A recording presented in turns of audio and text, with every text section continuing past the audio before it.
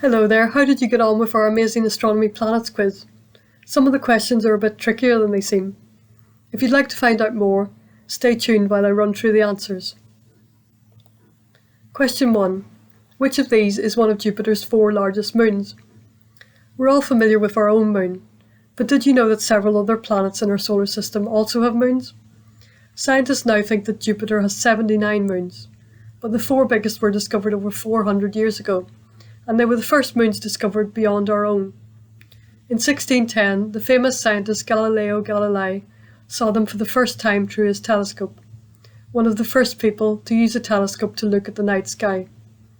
They're called Io, Europa, Ganymede and Callisto, and they're all quite different from each other. Question 2. How many Earth days does it take Mercury to go around or orbit the Sun? As you know, it takes Earth 365 days, 1 year, to orbit the Sun. Mercury only takes 88 days to orbit the Sun. Being closest to the Sun, it has the shortest distance to travel around it, but it's also the fastest orbiting planet in the solar system. That's because being so close to the Sun means that the Sun has a stronger gravitational pull on it than it has on the further out planets.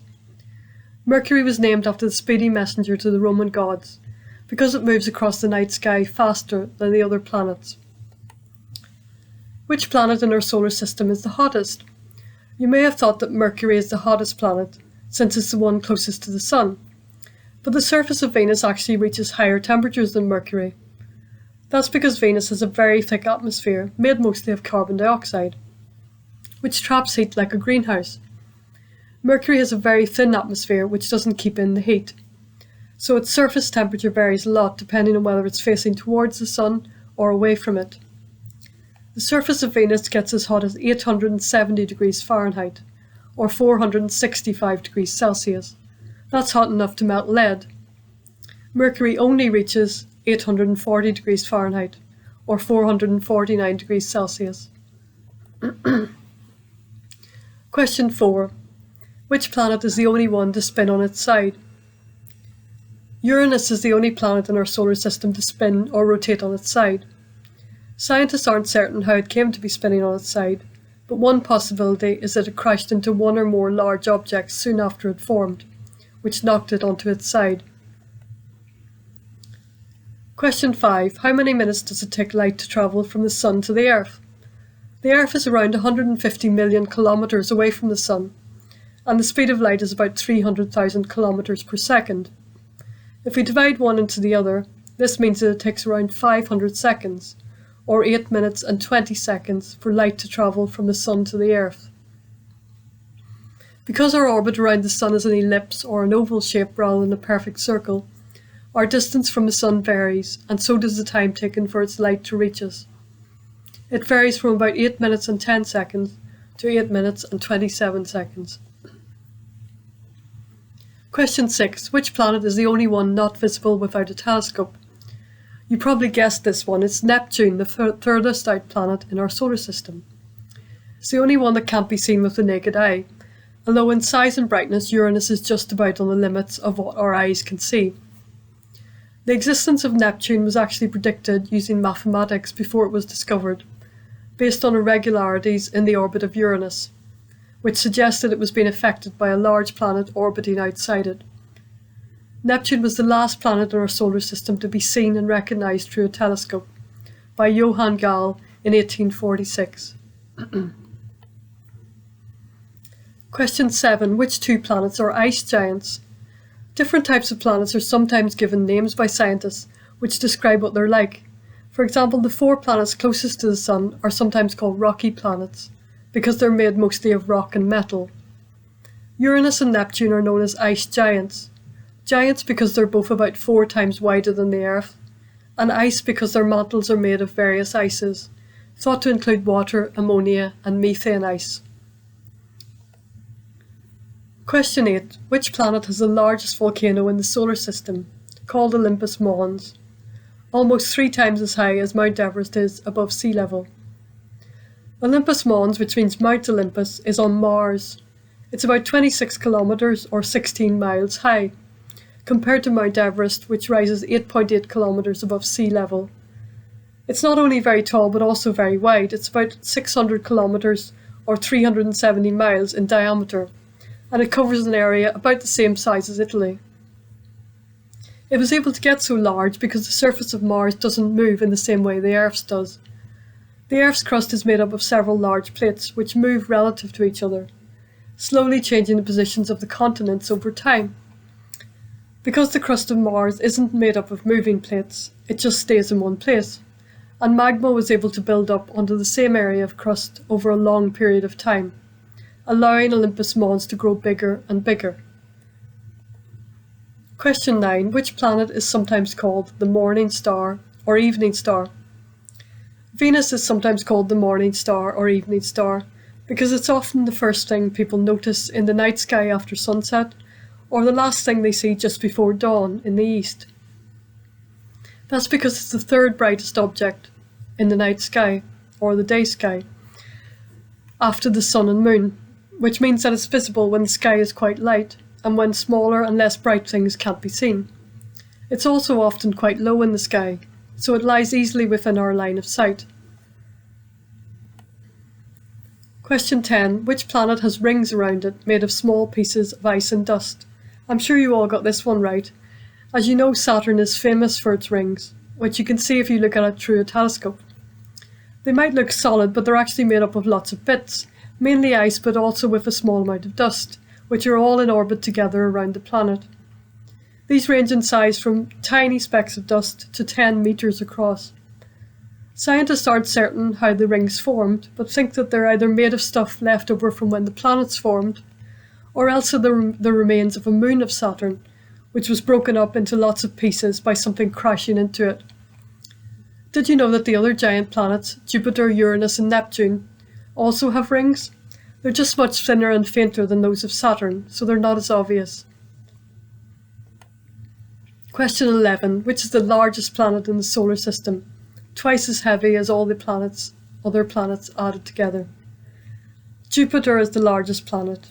If we added together the mass of all the other planets in the solar system to make one huge one, Jupiter would still have over twice the mass. Question 12. Which is the only planet in the solar system to have water in solid, liquid and gas forms? The simple answer to this one is our home Earth, which is sometimes known as the blue planet because it's the only planet in our solar system to have liquid water on the surface. In fact, around 70% of the Earth's surface is covered in oceans. We also have ice all year round at the poles and in mountain glaciers, and on lower ground during cold winter weather as well.